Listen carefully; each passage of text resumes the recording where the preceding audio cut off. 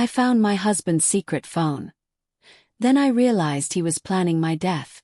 Welcome, this is Voice of Deborah and I share true life stories. The phone fell out of his gym bag while I was looking for quarters for the laundry.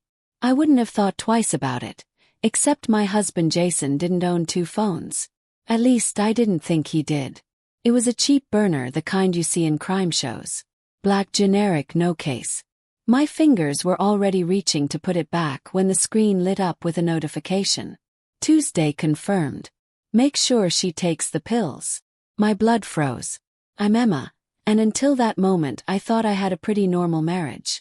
7 years, no kids yet, living in a modest 2-bedroom house in suburban Connecticut. Jason worked in pharmaceutical sales. I was a graphic designer working from home. We had date nights on Fridays, argued about whose turn it was to clean the bathroom, and dreamed about the vacation we'd take once we saved enough money. Normal. Boring even. So why did my husband have a secret phone? My hands were trembling as I pressed the power button. No password, he hadn't even locked it. The arrogance of that detail would haunt me later. There were only 3 contacts: D, K, and Mom. But Jason's mother had been dead for 5 years. I opened the messages with Mom first, my heart hammering so hard I could hear it in my ears. She's been complaining about headaches again. Perfect timing. The insurance pays out $500K. Plus the house is in both names. How long after she takes them? 48 to 72 hours. Looks like a brain aneurysm. Untraceable. The phone slipped from my hands and clattered onto the floor. For a moment I couldn't breathe. Couldn't think. The words swam in front of my eyes, rearranging themselves, trying to make sense in a way that didn't end with my husband planning to murder me. But there was no other interpretation. The headaches.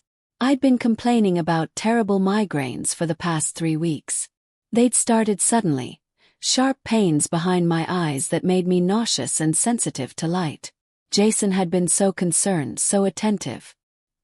He'd made me tea every morning, insisting I take the special vitamins his company had just released. They're not on the market yet, he'd said, smiling that kind smile I'd fallen in love with. Clinical trials show they're amazing for migraines. Just take 2 every morning with breakfast. I'd trusted him. I'd taken them every single day. God. Oh God, what had I been taking? I ran to the bathroom and threw up, my entire body shaking.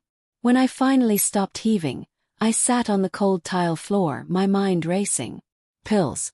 Where were the pills? I stumbled to the kitchen, yanking open the cabinet where Jason kept his work samples. The bottle was there, white and clinical, with a label I couldn't read through my tears. I grabbed it and shoved it into my pocket.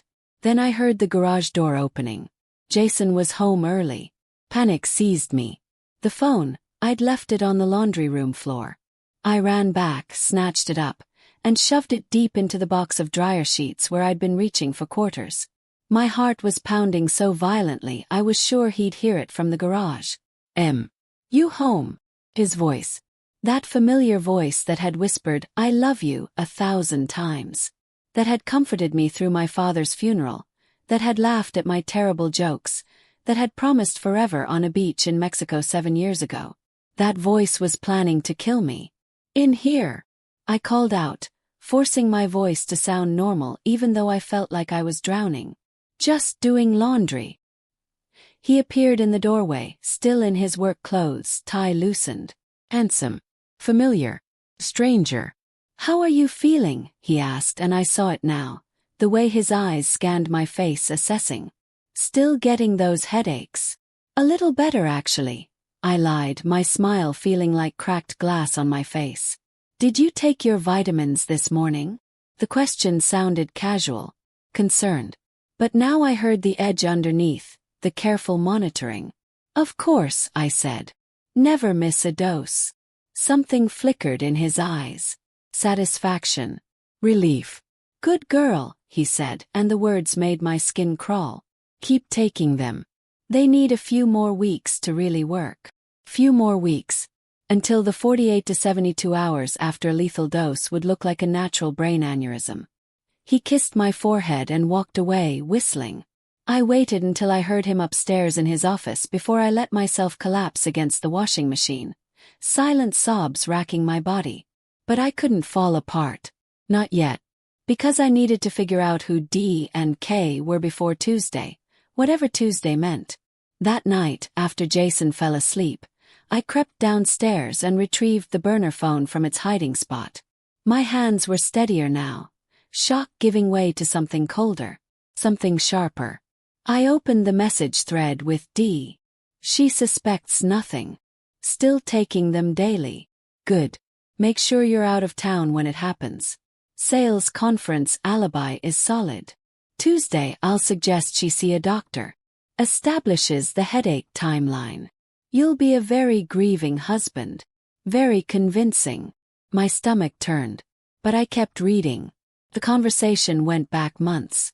Long, detailed discussions about insurance policies, about the house we owned together, about how Jason had been stuck with me for too long. How he'd met someone else, someone named Vanessa, and wanted to start over. But divorce would mean splitting assets. This way he got everything. Then I opened the thread with K, and my entire world tilted again. Because K wasn't a person. It was Catherine's pharmacy, the compounding pharmacy 3 towns over. Custom formulation ready for pickup. Remember. Untraceable after 72 hours. Mimics natural cerebral hemorrhage. Payment in cash as discussed. No records. Pleasure doing business. Jason had paid someone to create poison designed to kill me. A pharmacist. A medical professional had agreed to manufacture murder. But who was D? Who was helping him plan this? I scrolled back through the messages, looking for any identifying information. Then I found it. A message from 2 months ago. Can't believe we're really doing this. Bro, mom would kill us if she knew. Bro. Mom. The contact labeled Mom wasn't Jason's mother. It was his brother, Derek. The realization hit me like a physical blow. Derek, who'd been at our wedding, who sent Christmas cards, who I'd always thought was a decent guy working as a financial advisor in Boston. Derek, who apparently had no problem helping his brother murder his wife for insurance money. But they had both made one critical mistake. They'd underestimated me. I didn't sleep that night. Instead, I made a plan that would either save my life or destroy what was left of it. First, I took the pill bottle to my friend Melissa, a chemistry professor at the local community college. I told her I suspected the supplements were making me sick and wanted them analyzed. No mention of murder. Not yet. These aren't vitamins, Emma, she called me 6 hours later, her voice tight. I don't know what they are, but they're definitely not safe. There's a compound here I've never seen before. Where did you get these? Can you keep the bottle? Yes. As evidence. Evidence. Emma, what's going on? I'll explain soon. Please just keep them locked up. Don't tell anyone. Next, I called my insurance company, claiming I wanted to update my beneficiaries. The agent cheerfully confirmed that yes, Jason was the sole beneficiary of my $500,000 life insurance policy. A policy I'd signed 2 years ago and barely remembered. Policy Jason had convinced me we both needed. And when was the last time this was reviewed? Yes. Let me check. Looks like your husband called about it 3 months ago. Just confirming the details, making sure everything was current. 3 months ago. Right when the vitamins appeared. Then I did something dangerous. Called Derek. Emma. He sounded surprised. We rarely spoke directly. Everything okay? I need advice, I said, letting my voice shake. Not hard given how terrified I actually was. It's about Jason. I think something's wrong with him. Was. Wrong how? He's been acting strange. Secretive. I found some things. I let the sentence trail off. What kind of things? His voice had changed. Harper. Maybe I'm being paranoid, I said quickly. Never mind. Forget I called. Emma, wait. Hung up. Within 2 hours, Jason came home in a panic. Derek called, he said, his eyes searching mine. Said you sounded upset. That you found something. Feigned confusion. I was just worried about you. You've seemed stressed. I thought maybe work was getting to you. That's it. That's all you meant. What else would I mean? I watched him relax, watched him decide I was still ignorant, still compliant, still taking my daily poison. Nothing, he said. Just wanted to make sure you were okay. That night, I pretended to take my vitamins, palming them instead and flushing them later. I complained of worse headaches, playing the role of the dying wife. And I waited for Tuesday. When Tuesday arrived, I was ready. Jason suggested I see a doctor, exactly as predicted. Just to be safe, he said. These headaches are getting serious. You're right, I agreed. I'll make an appointment. What he didn't know was that I'd already made one, with a different kind of doctor. A toxicologist at the state medical examiner's office. And a detective from the state police. And a lawyer who specialized in attempted murder cases. At 2 p.m., while Jason thought I was at a routine doctor's appointment, I was actually sitting in a police station, playing the recording I'd made of every conversation on that burner phone. Mrs. Walker, the detective said slowly, you understand what you're telling us? My husband is trying to poison me, I said clearly. With the help of his brother and a pharmacist named Catherine. I have the pills, I have the messages, and I have 3 weeks of documented symptoms that started exactly when I began taking them. And you're sure you want to press charges? This is your husband. I looked at him steadily. This man planned my murder. He's not my husband anymore. The detective who made the arrest told me later that Jason's face when they came for him was something he'd never forget. Apparently, he'd been at the gym, probably working on his grief-stricken widow act, when 6 officers surrounded him in the parking lot. Jason Walker, you're under arrest for conspiracy to commit murder, attempted murder, and insurance fraud. They said he kept repeating, she doesn't know. She can't know. She took them every day. But here's the final twist that saved everything, the thing that gave prosecutors their airtight case. The pharmacy that compounded the poison. Catherine's pharmacy was already under investigation for illegal prescription practices. When detectives showed up with a warrant, they found meticulous records of every illegal transaction, including Jason's custom order. Catherine had kept receipts, formulas, even recordings of Jason explaining exactly what he wanted the pills to do. She'd been planning to blackmail him after I was dead. Jason, Derek, and Catherine were all arrested within 48 hours. The trial took 8 months, but the evidence was overwhelming. The burner phone, the pills, Melissa's analysis, Catherine's records, the insurance timeline. It all painted a picture of premeditated murder. Jason got 25 years. Derek got 15 as an accomplice. Catherine lost her license and got 12 years. Got my life. But I also got something else, something I never expected.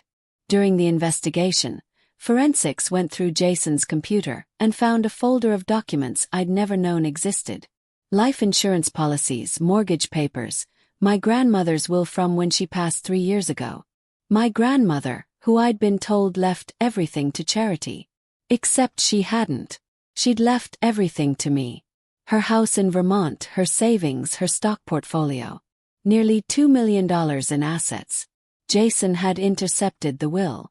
Had forged my signature giving up the inheritance. Had pocketed everything and told me Grandma died broke. He'd been stealing from me for years. And when that wasn't enough, he'd decided to kill me for more. The civil case recovered most of the stolen money. The house in Vermont became mine. And the life insurance policy we'd taken out together. It paid me the full amount when the company determined Jason had fraudulently named himself beneficiary while planning my death. I'm not going to lie. The nightmares lasted for months. Every time I swallowed food or water, I'd panic. Every headache sent me spiraling. Therapy helped, but some scars don't fade. A year later, I sold our house and moved to Vermont full-time. I work remotely now, from Grandma's beautiful old farmhouse with its wraparound porch and mountain views. I adopted 2 dogs who bark at every car that comes up the driveway. I installed the best security system money can buy. And I never ever ignore my gut again. Looking back, there were signs I'd missed. The way Jason always insisted on making my coffee. How he'd gotten angry when I forgot to take the vitamins. The life insurance policy he'd pushed for when we were young and healthy. But I'd loved him. I'd trusted him. And he'd used that trust to try to kill me.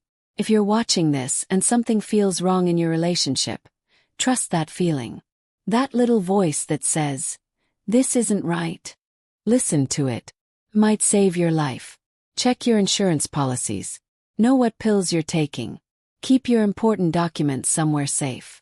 And never ever assume that someone loves you just because they say they do. Love is proven through actions, not words. And sometimes, the person sleeping next to you is the last person you should trust. I found that secret phone by accident, looking for quarters in a gym bag. That accident saved my life. What will save yours? If this story made you think, hit that subscribe button. Share it with someone who might need to hear it.